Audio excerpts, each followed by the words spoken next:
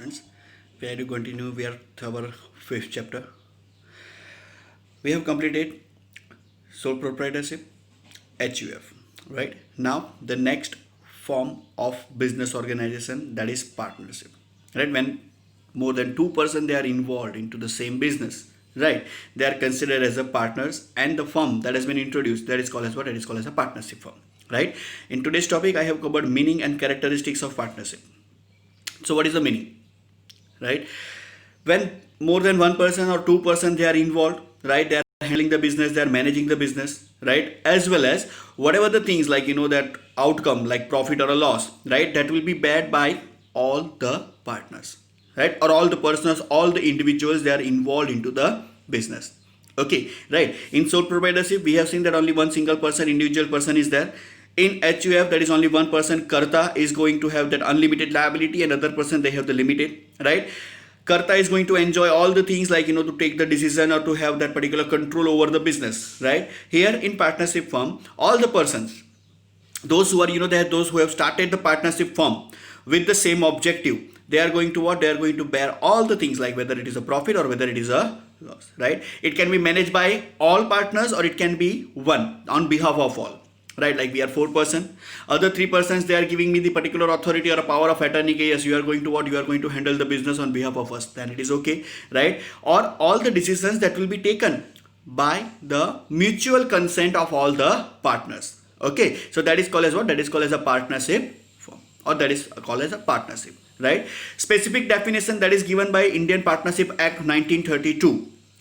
Be very precise, right. If I'm asking what is partnership, you can write any of the thing, like that it depends more than one person or two-person they are involved or anything, right. But if I'm asking that define the partnership as per the Indian Partnership Act 1932, right, then you have to write ditto like this. That is, partnership is a relation between such person who have agreed to share the profit of business which is run by all or by one person on behalf of all, right. See, what we are going to see when we talk about profit, the loss, that is the silent thing, right. Because we always what that that we have seen that business that is done for what? Business that is done for the purpose of a profit, for the purpose of a income, right. But here what is the thing by it? Is what? It is a person who are agreed to bear the profit, or to bond the profit, or to distribute the profit amongst all, right. And it can be what? It can be run by all, it can be managed by all, or by any one person on behalf of all. That is called as what? That is called as a partnership or a partnership firm.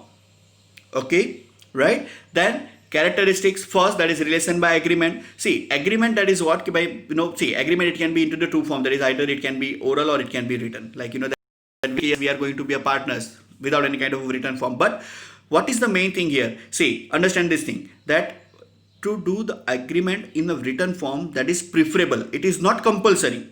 Understand this thing, right. Like we four partners are starting the business, so it is not compulsory for us to go and register the partnership firm, no, right. It can be what? It can be like this case, mutual consent is there, we have done the oral agreement case, we are going to start that 20% will be there and everything that is done. Okay, but written agreement, that is preferable. Why written agreement is preferable? Because if some dispute is going to arise, some grievance is going to arise in the future period of time, so when we have that all the things in written, like yes, this much of a profit will go to person A, person B, person C, person D, this much capital that will be brought by this person or that person, whatever the things will be are. Okay, right. So that is preferable, but it is not compulsory. Second, establishment procedure. Establishment is very simple, right. Like we don't need to go to the lengthy procedure of the law, right. That we two partners or more than two person are there, they are agreed, they can start the agreement, they can register the agreement, and then they can what? They can start the business. Again, here registration is not compulsory, it is only preferable, it is advisable, right. That is the third point. Registration, it can be done to the registrar office, okay, where we need to what? We need to submit the deed, that is the agreement, that is a written agreement, whatever the things that is mentioned, person A, person B, person C is the partner, person A is bring that much capital, B other capital, C other capital, right. So everything that will be what? Everything that will be there. And registration, again I'm saying registration, it is not compulsory for the partnership firm, it is only advisable and it is only preferable. Okay, right. Then fourth, number of partners. Understand this thing, huh? that as per the according to the Companies Act, right, 2013 clause 464, there cannot be more than 100 partners or 100 members into the partnership firm. But then it is what it has been improved, it has been improvised, right? Some correction that has been done as per the year 2014 clause number 10, right? Number of maximum partnership firm is only limited to 50. Right? So if I'm asking as per 2013, you are going to write 100 numbers, and if I'm asking as per the 2014 clause number 10, then you have to write 50. So right now, what is the current limitation for the partners, that how many partners or partnership firm they can add? That is 50. Number is 50. Okay, right? Then fifth, that is purpose. See, we have seen in the first chapter, that is economic activity, non-economic activity. Okay, so here what is the main thing, that yes, if a partnership that has been started for the non-economic activity, for the social service, then it is not considered as the partnership or a partnership firm. The reason is what? Reason is simple, because we have seen in the definition, right, that any particular activity or any partnership firm that has been started for the purpose of profit only, then and then only it is considered as a partnership. That is there into the Indian Partnership Act 1932. Okay, right? So what would be the purpose? Purpose here is simple, that compulsory the motive is what? Motive is to earn profit only. No social services is there. Okay, then capital. All the partners, they are going to bring the capital, but it is not necessary that all the partners need to have that particular, that see, in agreement they are going to mention कि person A and person B, that is partner A, partner B, they are going to bring the capital, and partner C will be what? Partner C will be giving his or her time to the particular business, right? They don't need to bring any kind of capital. Okay, so the ratio or the share of capital, that will be decided into the agreement or in a partnership deed. That is going to be what? That is going to be registered at the registrar office. Okay, right? So capital, it can be brought by all the partners, and again, it is not necessary that all the partners should bring the capital, right? The ratio of capital or the particular thing of the capital, that will be decided by the partnership deed, that is the agreement that they are going to make. Okay, right? Then next is management. We have seen in the definition, in the concept, that management, whatever the decisions it will be, right? It will be what? It will be taken by the mutual consent of each and every person or each and every partner, right? All the partners, they have the right to take part into the what? They have the right to take part into the managerial process or management, right? Or whatever the administration that they are going to do. Okay, right? Then 8, an important one, that is the unlimited liability. Here, the liability that is going to stand unlimited, as we have seen into the sole proprietorship, as we have seen in the HUF for Karta. Here, all the partners, they have what? They have the liability that stands unlimited, right? Like any of the one partner, that his or she is not able to pay the debt, then the other partners have to bear or the particular that liability. They need to what? They need to sell their personal property also to repay the debt of one single person or one single partner. Right? So here all the partners liability, that stands unlimited. Unlimited liability is there. Okay, then transfer of ownership.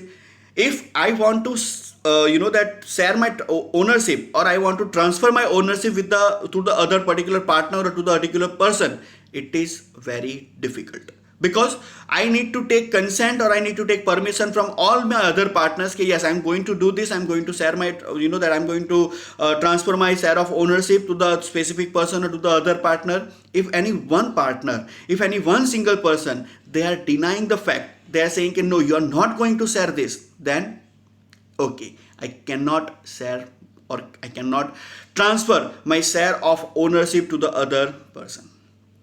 If all the partners agreed, if all the partners give their consent, then and then only I can share or I can transfer my share of ownership to the other person or in the favor of the other person. Okay, then legal status. They are going to get, if the partnership firm is registered under the Indian Partnership Act 1932, right?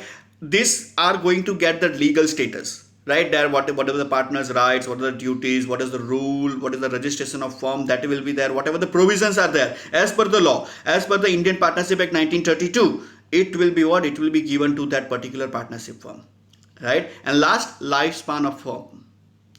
With two partners are there.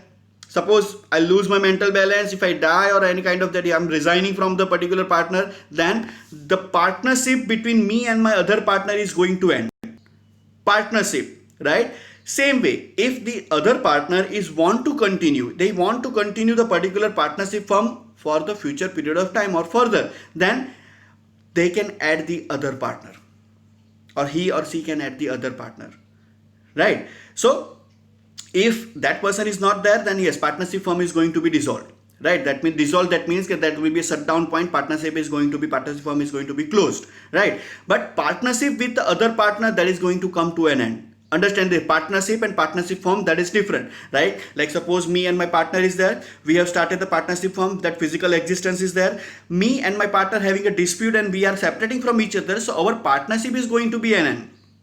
Okay, but that partnership firm, those that particular have a physical existence, it is going to continue unless and until that person or me, we are agreed to dissolve the firm, then it will be dissolved. But the partnership, that is going to what, that is going to be an end. So we can say that the lifespan of a partnership firm is limited or very short.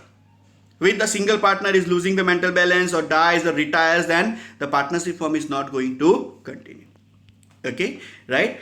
Thank you. We are going to continue the same chapter, right, in the next lecture. Thank you.